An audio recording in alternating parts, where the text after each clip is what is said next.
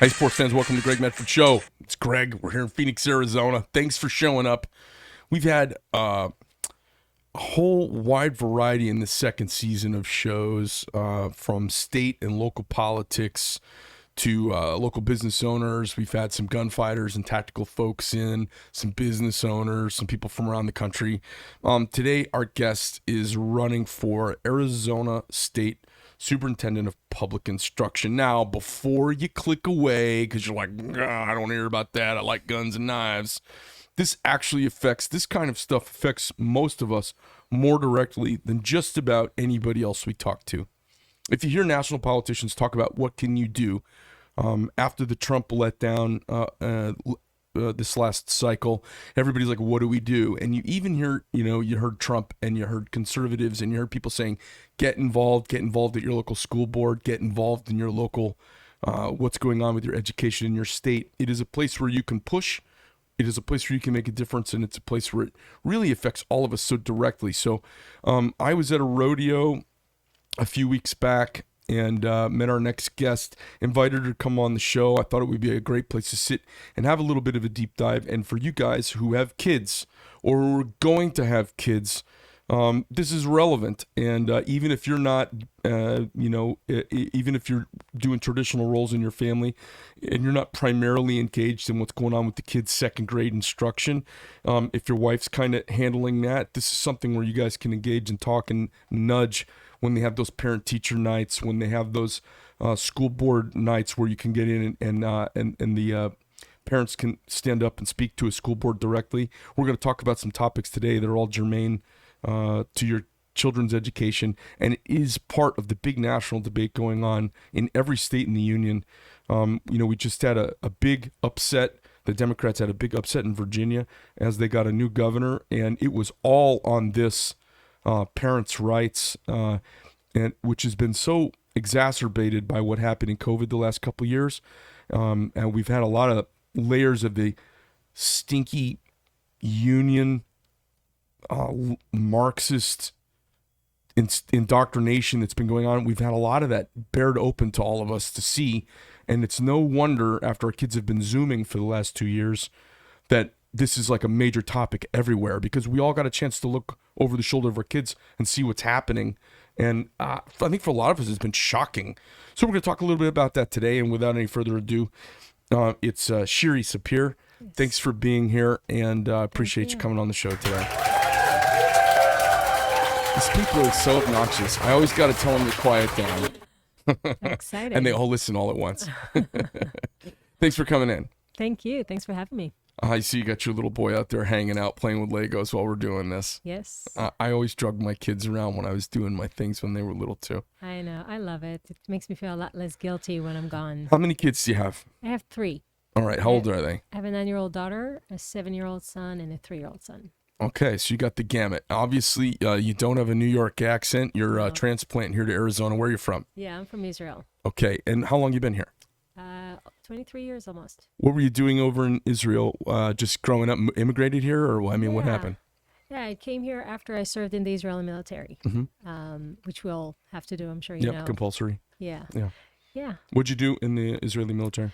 I worked with bereaved families, so my job was to help them with logistical, financial, emotional needs. My unit was also negotiating, bringing back remains of missing soldiers. Okay. But I worked with the families, okay, which is why I decided to run for this office, because I feel that our families, our Arizona families, need help. We need our voices heard, and we need somebody to help us get the best education and get our children's needs met, and it's just not what's happening right now. So I was talking with my mom about it this morning, and we were talking about education, from when she went to school back in the 1950s, when I went to school in the 1970s, and where it's at right now.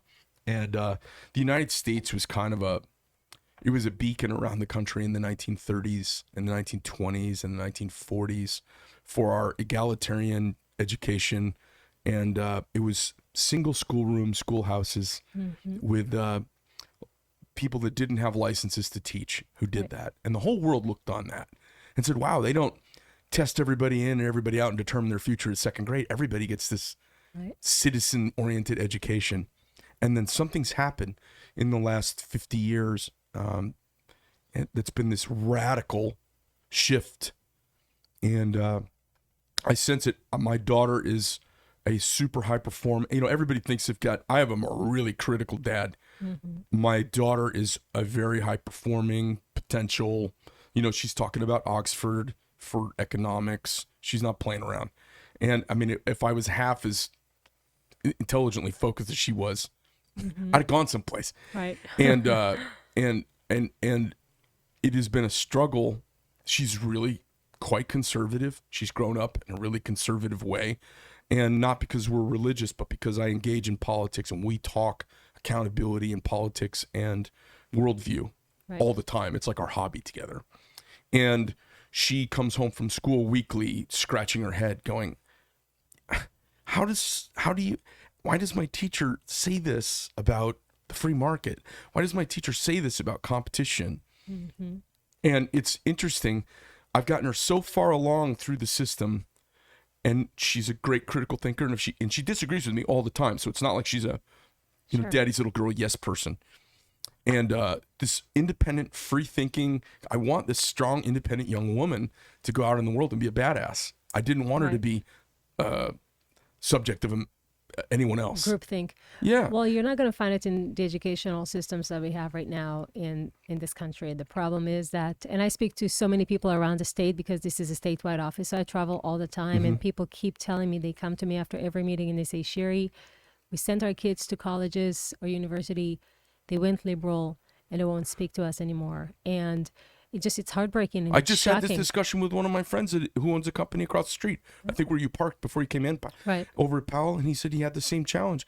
His daughter was a bark raving mad conservative and went off and came back a Marxist. Yeah. And we're all like, and we pay all this money for this. Yes, we do. It's insane. Yes, we do. So talk to me a little bit about the elections in November. Obviously, yes, you're in the countdown. Who are you running against? Your Republican primary, right? So the primary is in August. I have Tom Horn, who used to be the superintendent and the attorney general. He's running, and also Representative Michelle Udall. She's a representative from Mesa. The reason I decided to run or not stand behind them and just move on back to my happy life, is because I don't trust anyone that has been in the system in any capacity to do what they're supposed to do. Without bashing my opponents, they have been there and they have done whatever they've done to get us to where we're at. it's it's how we've gotten here. Yes, and there's just no two ways about it. And I think this election, and I tell people, I would have been extremely irrelevant 2, 3, 4 years ago if I said, hey, I'm coming. I have a real estate investment company. I'm a general contractor. I'm not a teacher. I'm not a politician. I would have been extremely irrelevant 3, 4, 5 years ago, because the conversation wasn't about, oh my gosh, these are not education institutions or indoctrination institutions, but this is the conversation we have right now. And I know people, and I see it everywhere I go, people won't change. They want people from outside with innovative ideas, with fresh eyes, to look at the problems that we've had them running on for decades, the same problems: teachers pay, we don't get enough money to the classroom, all of these things they're saying. Yet nothing has ever got fixed with these people in place. So I feel that we can make a difference coming in, because my only special interest is the kids. I don't. The teachers' unions cannot get to me. I'll never pick up the phone call. Their phone calls. So it's just about the kids. It's just about the parents of Arizona. So whenever I've got somebody coming on the show, if they're not really tightly in my wheelhouse, I engage my brain for a little bit to make sure. Sure. I've got something relevant to be part of the conversation. Again, my mom and I were speaking before lunch today for a little while, and she had gone to school to be a secondary teacher, and after she was doing her internship, you had to do a year of student instruction or whatever as part of the curriculum. She was so turned off by it, she bailed and went to the university system and taught Western Civ at UMass. We were talking, and she was talking about some solutions she would propose. And they were mechanical ideas on how to fix what she sees as some problems with instruction. And I kind of sat back and I hear all sorts of proposals. And so I'm gonna frame the next few minutes of our discussion with my reaction to her. I said, you know, Mom, those are all little stopgap measures. I said, the biggest problem we have is we're not letting the core principle of our country take place in the classroom, which is accountability and the ability to change who you buy your service from. Mm-hmm. So I see school mobility absolutely straight up, dollar for dollar, every penny you put in your taxes go with your kid no matter where you go to school. I see that as the ultimate accountability. Mm-hmm. So I'm curious where you stand. I think there are millions of little solutions, and I think they're all putting your finger in a leaking dike, Right. trying to fix a bad system. Oh, absolutely. I feel like the way to make the system work is at the core of the system to tilt the wind in the favor of accountability and mobility, because Right. it's a cornerstone principle of America, the ability to have the competing market of ideas and services be Right. rejected or embraced by the marketplace. But you'll never have accountability when by default these public schools receive all your taxpayers' money. Why would they be accounted for? So school choice, Because they have a monopoly. yes, they do. Right. So, Absolutely. So are you a pro school Oh, choice? absolutely. That's my number one priority if I achieve nothing less. Because I tell people the only way for us, the only solution we have is school choice. Why? If you don't like critical race theory, if you don't like the sexualizing and grooming of your children in school, if you don't like the lack of academic achievement, if you don't like that your child cannot read, if you don't like that they talk to them about being, atheists and not believing God, if any of these things don't fit what you want for your child, you should be able to take your money and put it in whatever institution you feel aligned with your morals and values. Yeah.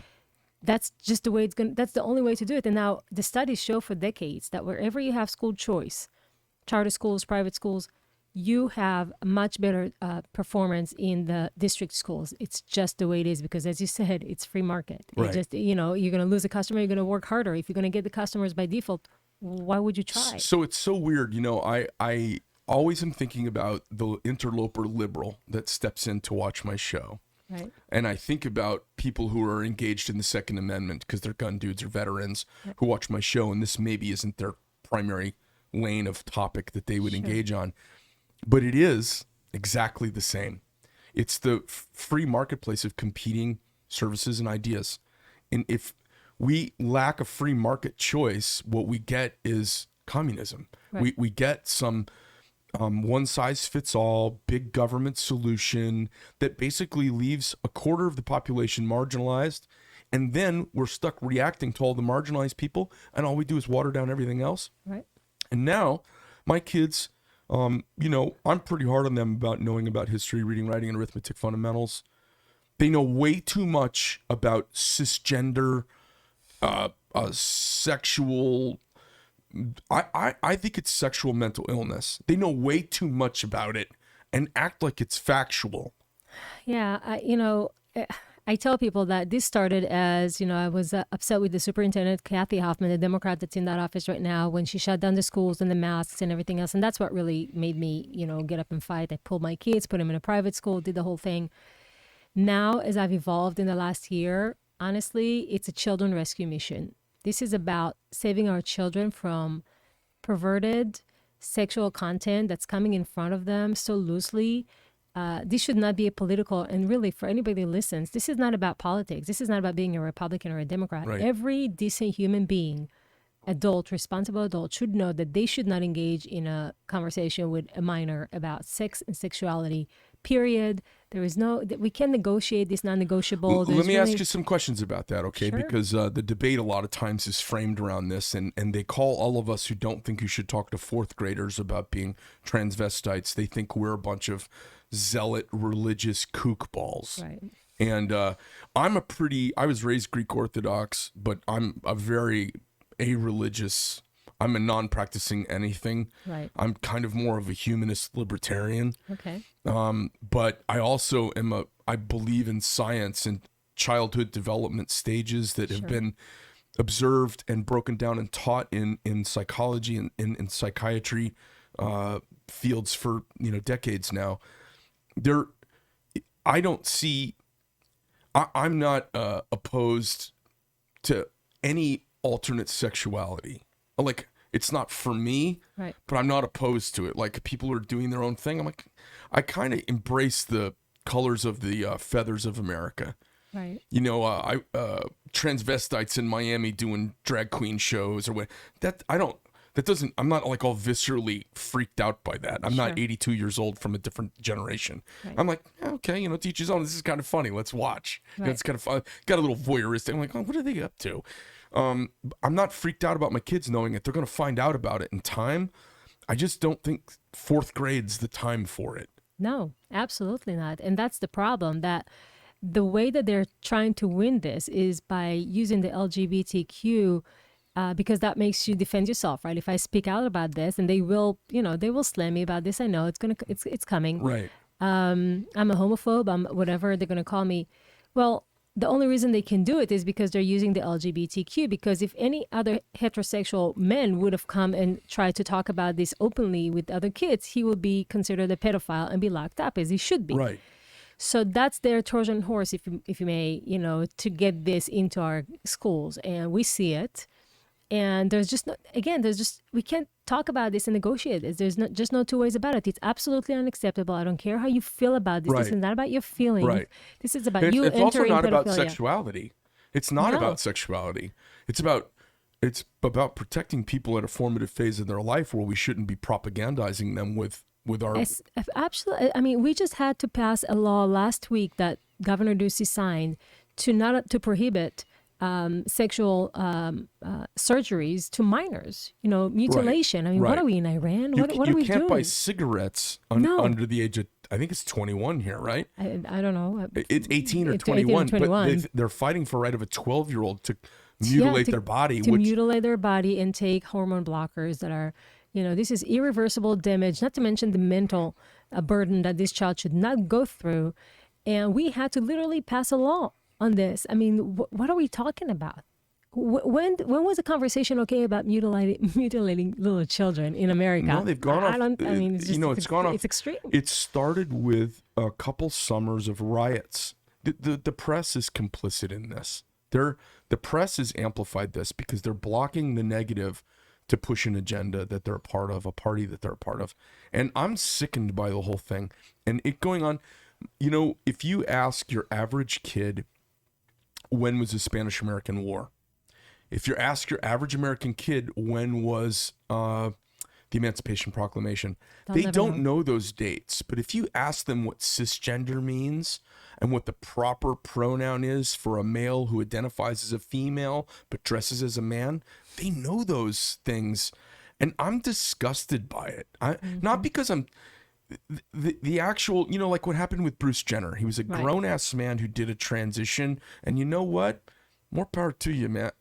Person. More power to you. No problem. And I think... I think the Jenner person would be absolutely, they'd probably be aghast with second graders and fourth graders trying to go through what they went through as a 60-year-old person. It's unfathomable. No, it isn't. And you know, the problem is, and the only way for us to win this for our children, and we must, because they depend on us to do this, is to, you know, the Democrats or the liberals. It's not even the Democrats. I think it's a very, very small percentage of very, very powerful people with the media, with Disney we see right now, with all of this, government that shove this down everybody's throats. This is not I don't think a lot of Democrats and independents feel this way. I don't think most LGBTQ people actually think this way. Actually, I can tell you for a fact that I had many conversations with a lot of gay people who are appalled by everything that's going on. They feel that it's actually going against them because it lumps them up with things that they feel distorted. Listen, we all have gay people in our lives. Sure, I have gay people in my circle, and I've said, "Hey, man, is this something?" They're like, "Oh my God, this is ridiculous." And you know, we've had this desire for equality to get hijacked. Right. You know, we went from, you know, the whole movement was about not being tied to the bumper of a truck in Texas and dragged to death. Right. Really? Sure. Okay. It went from that. That's legitimate. Yeah, it's legit. You know, I remember that. I think that happened in the 1980s here in the U.S. And of course, not the norm. Absolutely a crime. Not the norm. Aberrant. If we shape society based off aberrant things, society gets kooky really fast. We have to prosecute aberrant behavior, incarcerate it, separate it from the rest of us, and have regular rules, because we all have to find a way to live. But we went from having that discussion, which is totally reasonable. Sure. You know, a gay man should be able to walk down the street in Houston, Texas, and not be clubbed. Right. Anywhere. And we went from that to gender identity in the first grade. You know, hundreds and hundreds of years of bias against homosexuality, clearly. And there still is going to be bias against homosexuality. There's bias. Okay. Everybody's got bias. We went from having a discussion about safety in the world to this. Yes. It's bizarre. It's not bizarre. It's because they dominate the lexicon. You know, Who they? Who is the radical liberals left? You know, it's really, Marxist. It's Marxist. Of course it is. And so what they've done is they've hijacked a totally reasonable discussion. And that is why you should be offended, just like I am, when they make us feel as if we're antiquated, or you know, I feel hey, I'm a modern woman. I have no problem with gay people. It's not, you know, it has nothing to do with what I think about gay marriage. It's about, you're talking to my 7-year-old about if he feels like a boy or a girl. You want him to wear a dress. I don't want you to talk about, my son doesn't have it in the realm of his thoughts. Even, why are you putting it into his head? Why are children going to school right now and are asked what's their dead name, to drop their dead names, which are the names that their parents gave them, and they have different name in school that the parents are unaware of? I would like to know if my son has a different name, unbeknownst to me. And it's not, it's not just a nickname, and that's what they're trying to say. Well, it's just a nickname. No, it's not a nickname. It's Jennifer becoming John. It's not Jenny. They're stealing your children. Yes, they're stealing our children. I have one of my dear friends, longtime friend. His son goes to a Jewish school here in town, and I grew up in Paradise Valley, so most of my old friends are Jewish. Okay. And his son has come home and said he's gay. And and he kind of told me, like, where we're having beers, he's like, and I kind of found out. And to his credit, he's like, it doesn't bother me at all. I just want to love him, and I just want him to be happy. Of course, I'm like, hold on a second. He's in the first grade. He's in the second grade. Nobody needs to be identifying what their sexuality is in the second grade. No. He just may be going through it. I mean, how sexually engaged are we? No, they're brainwashed. I'm telling you, if you see the books, exactly if you see the assignments, if you see the surveys, you have to understand the beauty about brainwashing. And we've all seen the KGB, defector talking about how long it really takes it's really just a couple months you can brainwash people's minds, let alone these little kids. So when you subliminally always give them this information into their head through surveys, through questions, through the instruction in the classroom, through teachers. I mean, I just sent in a letter to the Attorney General last week because I got an email from a principal in Deer Valley. Somebody sent it to me. She was sending to her staff, notifying them that on April 22nd, there's going to be a day of silence for LGBTQ. It's called Day of Visibility. And so it's a district-wide, and kids may come to the classroom and stay quiet. But not only that, she also wrote, you may expect some kids to have tape over their mouths. And I saw the email. What the hell is that about? That's about, I don't know, I guess free speech or lack thereof. I sent a letter to the Attorney General. I said, listen, there's multiple issues here. But number one, I don't know what adult sits in any room in front of a child that's going to be sitting 6 or 7 hours with a tape over their mouths. And who told them to do this? This is not a student-led movement. This is an instruction from GLSEN, which is the Gay Straight Alliance. It's a national political movement or organization that sent this, and they're doing it every year. And I told the Attorney General, you need to notify these districts, and it's district-wide. So just, the state of Arizona, I mean, last year Scottsdale did that. We know about it too. But the beauty about this is that when I found the email and I called the district, I asked them, are you going to notify parents about this? You know what they told me? No. I said, why? They said, well, everybody knows about that. I said, how people know about this? Well, it's on the calendar, like pizza day. I said, this is not pizza day. You're talking about children coming to school to show solidarity to LGBTQ. They don't even know what that means. They're so young. And even if they do feel that, so don't feel that way. They're going to be afraid not to be quiet. When is their Veterans Solidarity Day? They don't have that. That does not When exist. is their American Solidarity Day? When is their Moms Solidarity Day? Nope. Single moms. Right. Right. Yeah, I know. I mean, a brother that died to suicide day. There's a lot of really bad things that happen to a lot of people. That how about lost family members? Because there are a lot of kids who have lost family members in the last few years. So it's just astounding what they're getting away with. Yes. There's no accountability. And I think we have a fear problem. We have a nation of goddamn scaredy cats. Everybody who's been masked up, and I don't care what their excuse is, bullshit, scaredy cat. Why do we have a problem in the world right now? Why did Russia invade Ukraine? Because our leadership are a bunch of scaredy cat, mask-wearing fear people. And so the teachers are scaredy cat, mask-wearing fear mongers. The administration is, our government is. This is what we get. Right. How do we stop it? So, two ways. There's many things we're going to do. But number one is going to be, as I said, school choice. Because once we break down some of this nonsense, you're gonna have parents that cannot right now afford taking their kids to a private school, or they're going to be able to.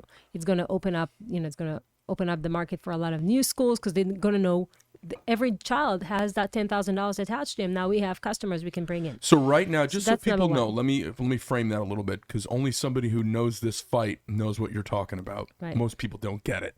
So between your municipal taxes on your house, your property taxes, your state and your federal dollars that go towards each child in education, there's a package of money tied up for every kid in public school.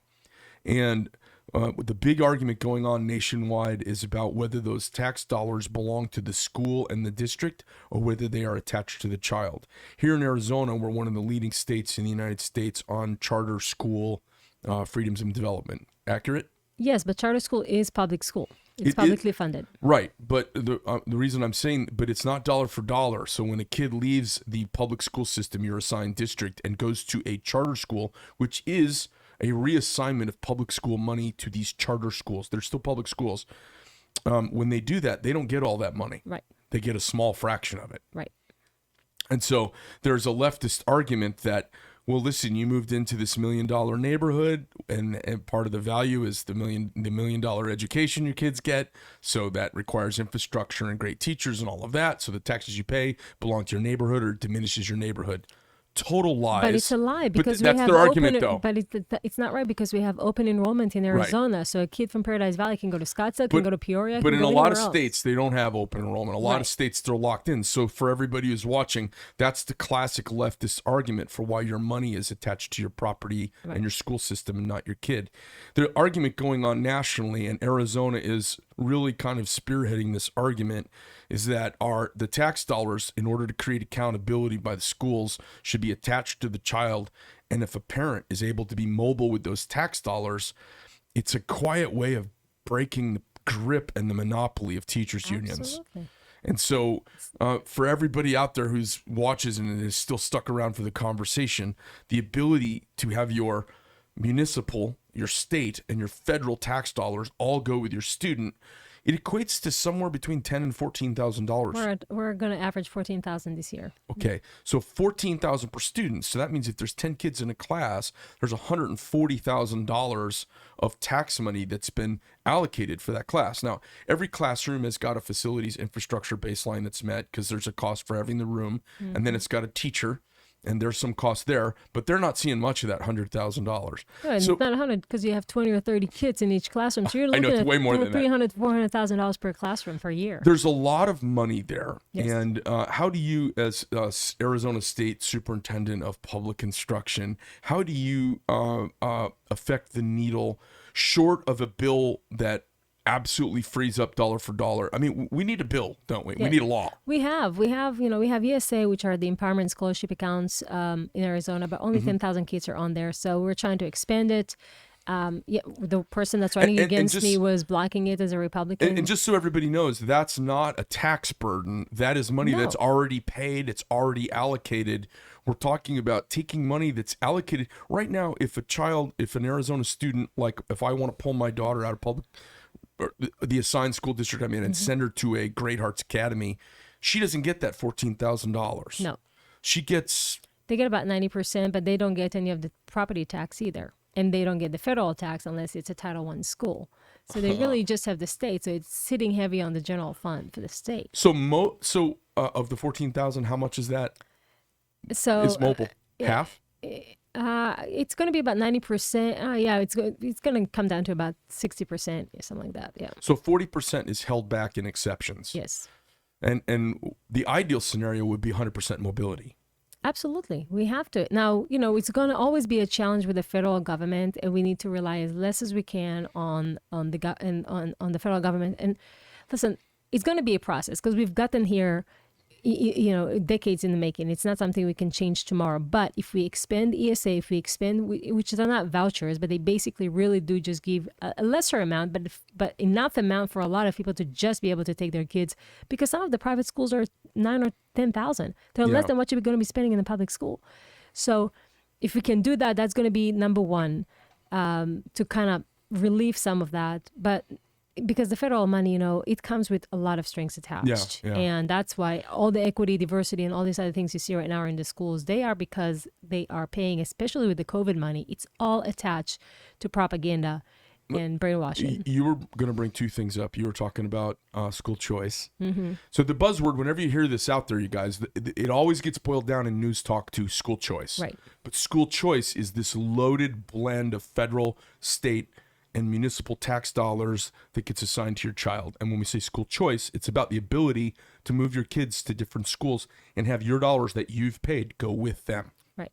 That was the first thing that you were bringing up, and then I wanted to kind of touch on it. What was the second thing? The second thing, as far as how we're going to fix this, you were asking, is this is a cultural shift that we have to see happening. And the cultural shift is going to happen with the actual administrators and the actual teachers in the classroom. The problem for so many teachers is that they go to the teachers' colleges, NAU, ASU, they get indoctrinated. Brainwashed. Exactly. By the time they get out of there, they stand no chance of knowing what it even means to be a good teacher, because that's not what they learned. They did not learn to become a good teacher, to manage the classroom, to be expert in any subject matter. So what is your two? Tell me what your two is. You're school choice is number one, Yep. and number two is the cultural change that we're going to have to do. And how do you do the cultural change? all right, so it starts from the top down, right? People have to understand, in Arizona, school boards, school districts it's local control, right? So I cannot dictate to them what curriculum they're going to use. I cannot tell them I cannot tell them who to hire, who to fire.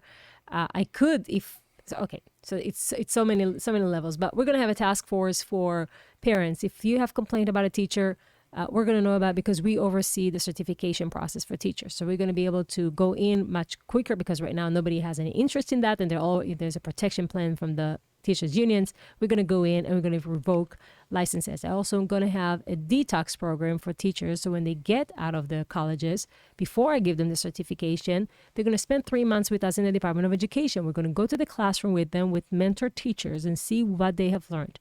What are they thinking they're going to be bringing into the classroom? Let me interrupt and touch on something you mentioned just a moment ago. If you talk about culture and you talk about teaching certificates, and this seems to be it's kind of a big, blunt instrument, and it is the way that the teachers unions and that class of teacher has made a gang out of itself. Mm-hmm. Because you have a PhD in economics and you ran 3 companies and you retired at 46 and you want to give back to your community and teach at your local high school. You can't. You're not qualified. You're not certified. You have to do our certification process.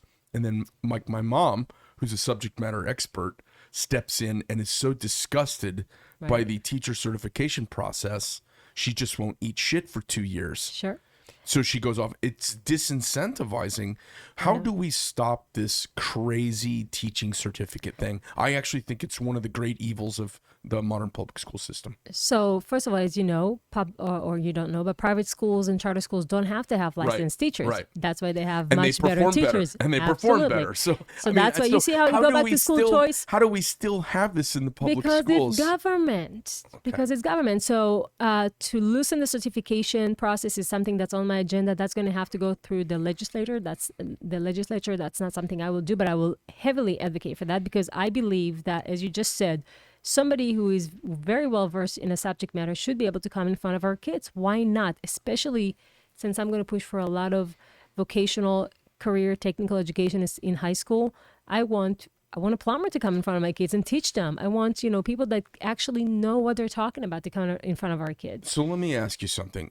We've got, I'm in all likelihood, I'm pretty friends with the next governor. Okay.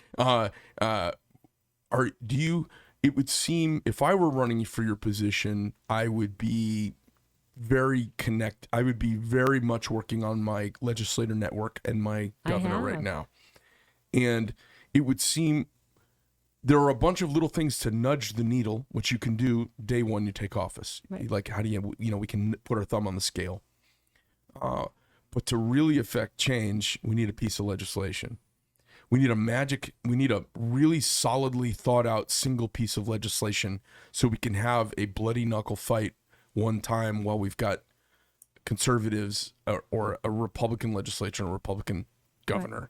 Right. Well, I spoke with all the candidates. Together? Yeah, well, I spoke with all the candidates running for governor because we're all campaigning together. So, and all of them, the ones that are, the leading for, at least the three of them that I'm very close to, have pledged to work with me on school choice. So that's not a problem. So I'm sure Matt's pro. I'm sure that Gaynor, Carrie is pro and Steve is as well. Absolutely. All right, good. 100%. So I think I'm going to have a good partner with any of them. I'm just going to pull out this week. I have endorsement from 12 legislatures that are working right now, different representatives and senators. So I've created a great coalition with a lot of people that I'm going to advocate and lobby to. So I know I'm going to have good partners if they'll win. Do you have an idea on a piece of, or maybe an existing piece of legislation that's gotten close once before and could use some tweaking? Is there some stuff out there you could, I always find if you've got something that got 90% of the way in there and had two people against it, finding a way to put pressure on those two to get them on board and running that thing through. Well, hopefully they're not going to be there next year. Then there was three Republicans that actually objected expending ESAs to 600,000 more children that are on free and reduced lunch. As I said, one of them is running against me, Representative Udall. She's adamantly against school choice. That's why I'm running against her. So, that's going to surface up as soon as we know we have the House and the Senate next session and the governor. So I feel pretty comfortable. I think we're gonna get school choice in my time pretty early. I'm pretty, but that doesn't fix everything because again, a lot of people don't know about options, which is going to be our job to make sure people know. And a lot of people want to be in the areas, in their neighborhood, in the school that they've gone to before. So there's going to need to be some shifting and changing within the public school as well. Kathy Hoffman, the superintendent right now, started the Equity, Diversity, and Inclusion Office. The first 24 hours I'm in office, that office is closed, right? Yeah. And so these are the kind of changes so you're not going to be able to get from me what they're getting right now. And if you go on the Department of Education website, your cortisol levels are going to go up. They go up for me every time I look at this stuff because it's all about equity, diversity, inclusion, transgender, cultural responsiveness, all of these things.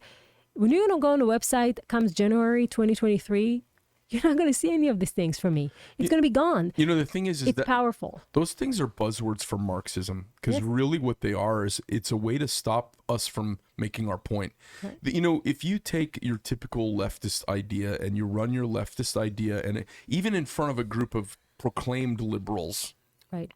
If you separate them from one another and you run leftist ideas of equality against conservative ideas of equality, something like 85% of Americans choose conservative equality because it's about personal accountability and a kind of a meritocracy that we all kind of have imprinted in us as Americans.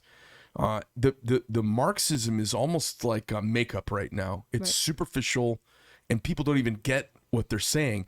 And so what they're saying, they're caging their argument. They're titling their argument with this phrase that nobody wants to be seen as against people. Nobody wants to be seen as racist. Nobody wants to be seen as exclusionary. Everybody, we want to include everybody. I want all Americans to be included. I don't want anybody racism against them. I want everyone to have an equal shot at it. Right. And then I say, but school is not about inclusivity diversity. That's not They're what education's about. segregating right now. They're Yeah. neo-segregating our children. Did you say neo-segregating? Yeah. Oh, I like it. Yeah, that's what they do. I'm gonna use that again. It's all yours. That's good. That's what they're doing, though. I mean, we see it in some schools. They actually, separate the kids by color in the room. You can go to a park or whatever at a certain hours just to. Definitely in the campuses, they have dorms and stuff that are just for a certain race. You go to ASU and you have the multicultural room where whites are not allowed in there. As the state superintendent of, are you able to nudge what's going on at ASU? No. I will be on the state board of regents, but because that's batshit crazy. Yeah, we can. That's why I said we're going to detox them when they get out of there. That's the only thing I can do. But we do set the standards for the teachers' colleges in the state board of education. I will be one vote out of 11. The other 10 are appointed by the governor. So I will do what I can to definitely change the standards. But I'm going to have a lot of resistance there. And honestly, we need to concentrate on what we can. You're going to focus on a battle you can fight that right we can now. win and fight quickly and change quickly. So the first was school choice. Yes. Second was a cultural shift within the teaching establishment. The teaching, the administrative. I mean, Do you feel like administrators? Have you talked to enough principals and administrators to know that? Are they pro diversity craziness, yes. or would they like that to kind of go away and they're sick of it also? Most do. You have to understand all the professional development and classes that they go through, that they have to go through. It's all tied to this. So they're just indoctrinated. Yes, they are. All right. Yeah.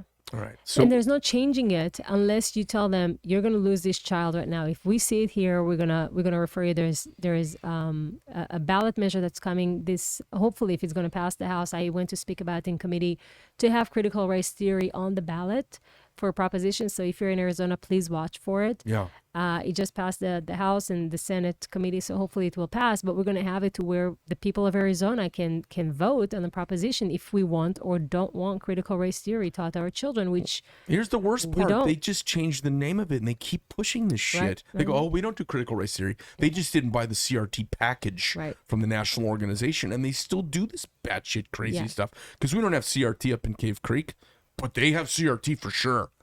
Oh, yes, they do. Because I can hear it when I talk to the kids. Of course they do. Yeah. They all do. Yeah. Yeah.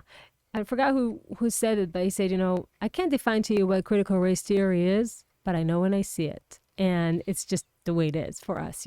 For us parents, we know something is wrong with that question that you just asked my kid. You know that something is wrong with that assignment. You know that something is wrong with that book that you're letting them read as an assignment that you're going to grade them on.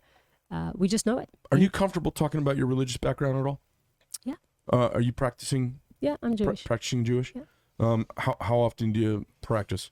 Not as good as I should be, but I go to the synagogue on high holidays and light the candles on Friday. My kids are in a Jewish religious Orthodox school. Orthodox? Yeah. Oh, yeah. okay. Yeah, and I went But you're all not in. Orthodox. No, but you just have them in that formal school. Well, because the school was closed, and I fought with the district, so this was, and rejection is direction in life. I never thought I would put them in an Orthodox, school. I put them in there because the school was closed 7 months. Paradise Valley didn't open while my kids were without a mask in person in that school. And since then, I'm just so happy because they come and talk about God every day. I am not maybe the most, practicing Jew, as far as everything that I'm supposed to do, there's a lot. But my connection with God is extremely strong. And when my kid comes home and speaks about God, I'm very, very happy. I would rather have my kids talk about God than a bunch of transgender propaganda they've been dumped on. Also, when my kids come home and they talk to me, I feel like the argument of capitalism versus Marxism has been had and been won and lost. We know who the winners and losers are. Sure we do. That argument's happened.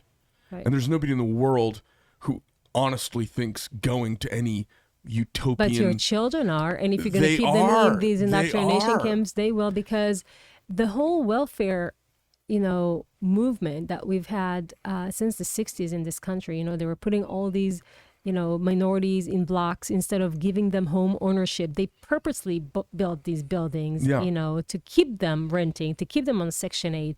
They give them food stamps. They're doing all these things purposely. They told the women, it's better if you don't have a father. We're going to give you more money. It's just like the public school money. It's just like the public schools. It's a one-size-fits-all draconian government bullshit. Yeah. Well, is there anything else you'd like to that you think? We talked about a couple things. Do you have any? Do you have a third hot button item that you'd like to effect change with if you are elected to office? I think it's nice if our kids going to read. So academics is high on my list. Our kids are illiterate. The children in Arizona cannot read a grade level, 60% of them. It's sad. Right. The graduation rate is ridiculous. The college readiness is not even close to what it's supposed to be. So we need to look at the standards. We need to break away from Common Core. We know we have Common Core, even though they call it something else right now. Right. We know it. We know everything. We just need to have people who want to change what we know. So if I could succinctly wrap it up, and then you tell me if there's a fourth item. The first thing is school choice. The second thing is a cultural shift within the teaching establishment. The third thing would be a regrounding and refocusing back into reading, writing, and arithmetic. What we would consider the classic core competencies of education. Yes. I feel parental rights. Obviously, it's very high up there, and that all of this encompasses parental right, because it's our right to have our kids educated, free wherever we want them to be.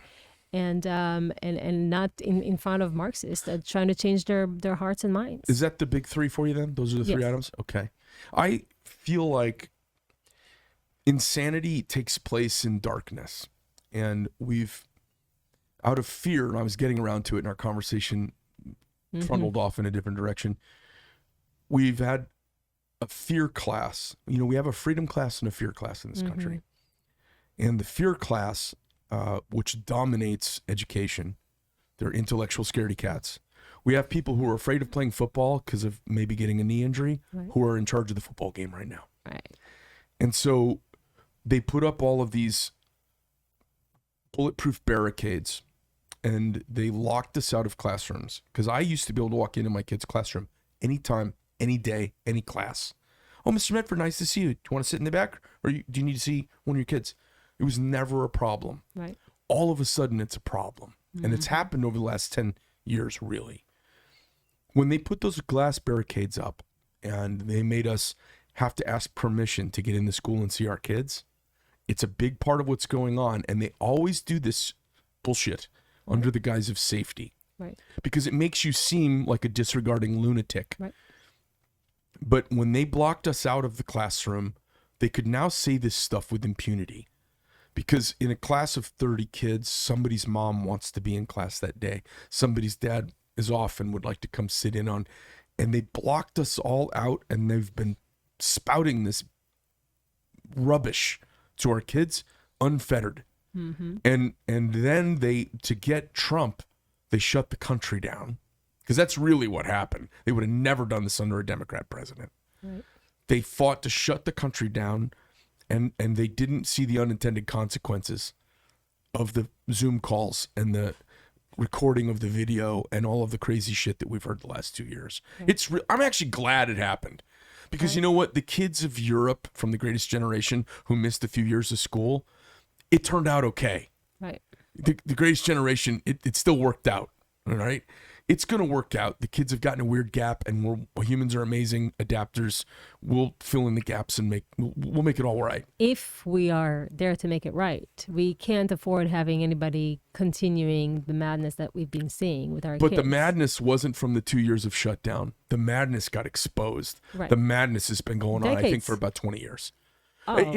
It's been creeping for a long time, but 10, 15 years ago, you could walk in your kid's classroom. You just can't as much anymore. I think that's a big part of it. I think we've always been there keeping some crazy from coming out of people's mouths. Right. And then I think we've all been locked out, and they've just gone off the deep end. Yes, they have. Wonderful, smart people in the teaching class working hard who've gotten educated, and they've just arrived at all of the dumbest conclusions, and now they're going to teach them to our kids. It's shocking. But I will say there's a lot of teachers that I speak with, a lot of them that left the profession. So a lot of them couldn't take it anymore. And I think we're going to bring a lot of them back if we just bring sanity. I speak to so many of them around the state. There's some teachers that really just wanted to be good to the kids and teach them, and they just couldn't be in that environment anymore. It makes me sick to my stomach because the vaccine chased away nurses, it chased away doctors, and it chased away soldiers, and it chased away first responders and police officers and everybody we have a shortage of right now. It chased them all away. and they were all from one viewpoint. Yep. I am free. You can't really tell me what to do. You're out of line. Oh, let's get rid of you and marginalize you. And they've done it. I know it. Millions of us. Well, listen, I wish you the best of luck. Thank Who you. are you running against in the primary? Tom Horn and Michelle Udall. Okay. And Michelle Udall is, she is against school choice. Yes. She's a Republican She's a Republican. running in Arizona against school choice. Yes. So I would say down with her, and I hope she sails on the F boat to nowhere. And then Tom Horn, is he a pro-choice or He says he is. He was the superintendent twice, and then the attorney general. He brought Common Core when he was the superintendent. So, and he's an older guy. I think it's really time for us, and we need to beat Kathy Hoffman, who's younger, Democrat. I think the Mama Bear for a Republican ticket is going to make a lot more sense this year, or otherwise I wouldn't run. So okay, where are you on the and people are going to want to know this because people, conservatives like voting for conservatives.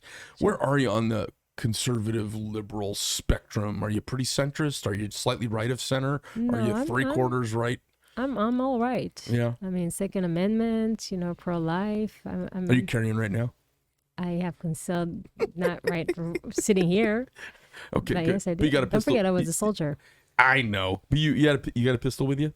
Not here, no. No, but I mean in your purse, like in your car. I mean, No. oh, you're not strapped at the moment. No. All right. Well, listen, it's been a pleasure having you come in. I appreciate you coming in and getting the chance to sit here with a virtual stranger and get queried. No, it's great. I think that We need to have the message out. We need to have, again, please, and whoever listens, I mean, I know most of your listeners are probably Republican and they may be from out of state. I'm just saying our kids need us like never before. This is not a joke anymore. We cannot be political correct about this. These are our children. They have one shot at being a kid. We cannot have their childhood innocence rubbed right in front of our eyes with our money.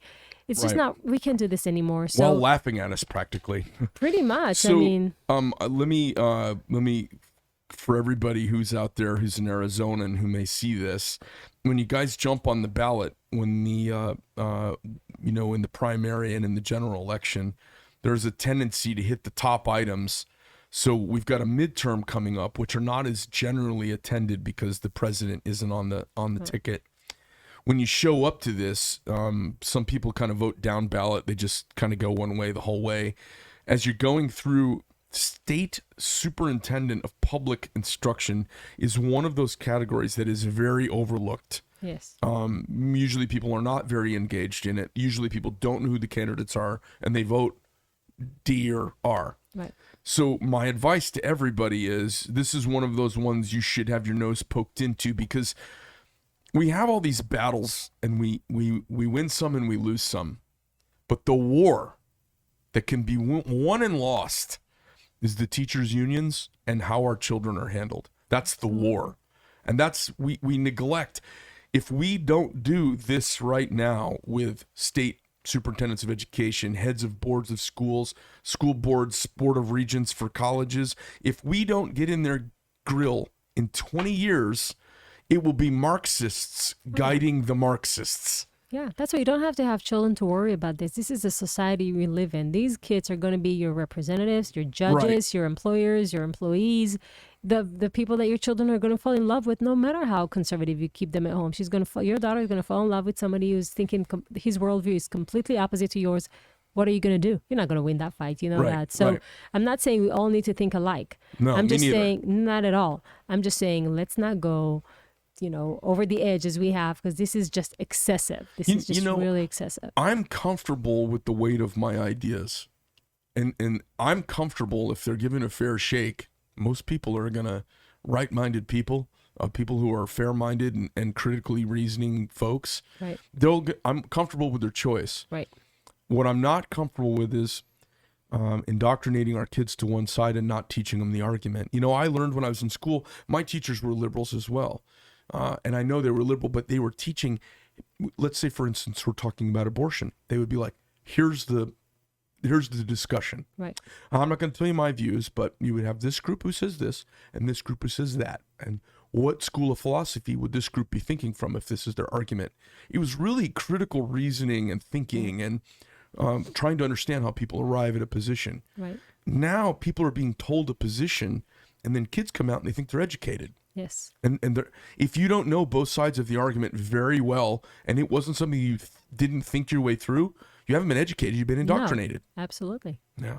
Yeah. Well, pleasure having you in again, and Thank you. wish you the best of luck. The election's coming up when? Thank you. So the primary is August 2nd. Please go on my website. It's shirysapir.com, and my name is spelled SHIRYSAPIR. Again, it's SHIRYSAPIR. I have a lot of great endorsements there. I have Exposing Indoctrination, so you can see some of the books that are in our libraries and schools. So, I mean, it's a pretty good website. You might want to check it out. I think if you guys look at a Republican running the state of Arizona who's not school choice is an effing rhino, and I wish them a cold place in hell.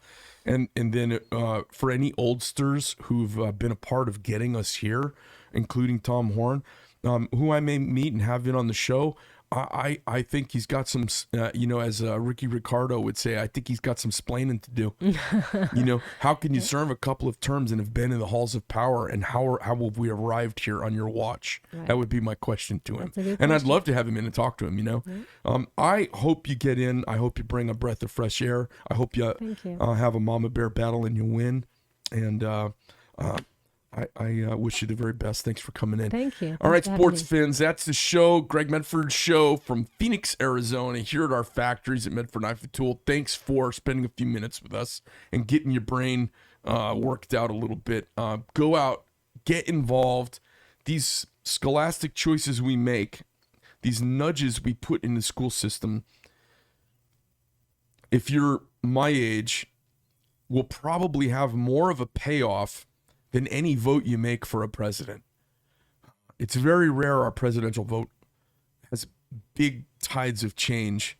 It's happened recently, but that's kind of the exception to the rule. I've been voting for a long time, and I haven't seen big sea changes from our national elections. But what I have seen is our children's brains and critical thinking disappear in a really short window of time. And I think if we could all find a way, I think most of us would agree. Yes, so I'd love my kid to agree with me and arrive at my position. But more importantly, I want them to be critically reasoning enough to be able to weigh out the arguments and arrive at their own place and stand on their own 2 feet. I think most of us good parents, we're less for agreement and more for thoughtful and intelligent decision making on our kids' parts, because we can't figure it all out for them. We've got to be pushing for that. We have to be demanding that, and we have to be voting for it. So it's the midterms. Get involved, show up, and vote.